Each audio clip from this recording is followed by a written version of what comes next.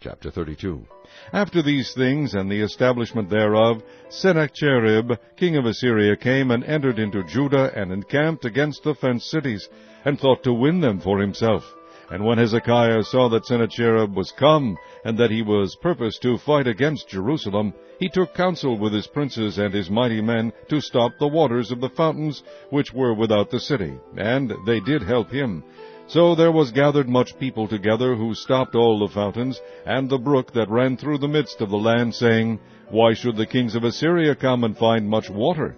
Also he strengthened himself, and built up all the wall that was broken, and raised it up to the towers, and another wall without, and repaired Millo in the city of David, and made darts and shields in abundance. And he set captains of war over the people, and gathered them together to him in the street of the gate of the city, and spake comfortably to them, saying, Be strong and courageous, be not afraid nor dismayed for the king of Assyria, nor for all the multitude that is with him, for there be more with us than with him. With him is an arm of flesh, but with us is the Lord our God to help us, and to fight our battles. And the people rested themselves upon the words of Hezekiah king of Judah. After this did Sennacherib king of Assyria send his servants to Jerusalem, but he himself laid siege against Lachish, and all his power with him, unto Hezekiah king of Judah, and unto all Judah that were at Jerusalem, saying, Thus saith Sennacherib king of Assyria, Whereon do ye trust, that ye abide in the siege in Jerusalem? Doth not Hezekiah persuade you to give over yourselves to die by famine and by thirst, saying, The Lord our God shall deliver us out of the hand of the king of Assyria? Hath not the same Hezekiah taken away his high places and his altars, and commanded Judah and Jerusalem, saying, Ye shall worship before one altar, and burn incense upon it?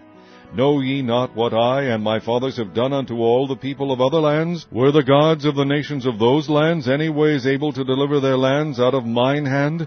Who was there among all the gods of those nations that my fathers utterly destroyed, that could deliver his people out of mine hand, that your God should be able to deliver you out of mine hand? Now therefore let not Hezekiah deceive you, nor persuade you on this manner, neither yet believe him, for no God of any nation or kingdom was able to deliver his people out of mine hand, and out of the hand of my fathers. How much less shall your God deliver you out of mine hand? And his servants spake yet more against the Lord God, and against his servant Hezekiah. He wrote also letters to rail on the Lord God of Israel, and to speak against him, saying, As the gods of the nations of other lands have not delivered their people out of mine hand, so shall not the God of Hezekiah deliver his people out of mine hand. Then they cried with a loud voice in the Jews' speech unto the people of Jerusalem that were on the wall, to affright them, and to trouble them, that they might take the city. And they spake against the God of Jerusalem, as against the gods of the people of the earth, which were the work of the hands of man.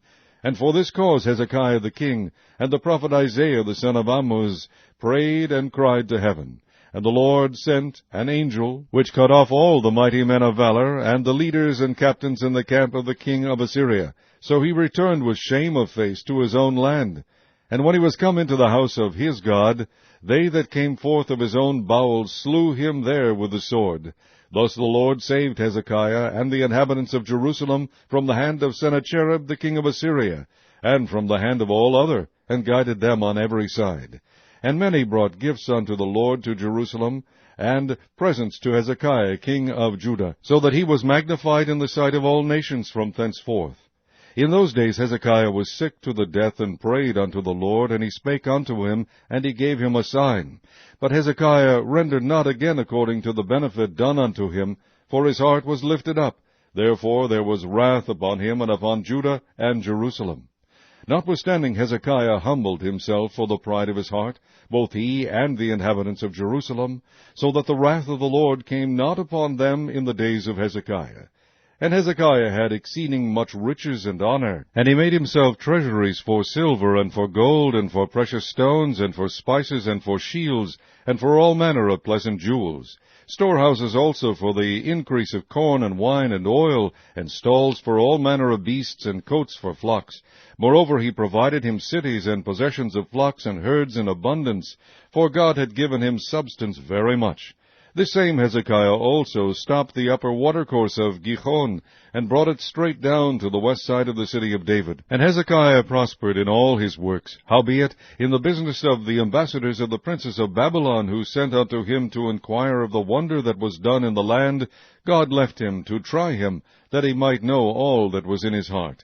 Now the rest of the acts of Hezekiah and his goodness, behold, they are written in the vision of Isaiah the prophet, the son of Amoz, and in the book of the kings of Judah and Israel. And Hezekiah slept with his fathers, and they buried him in the chiefest of the sepulchres of the sons of David.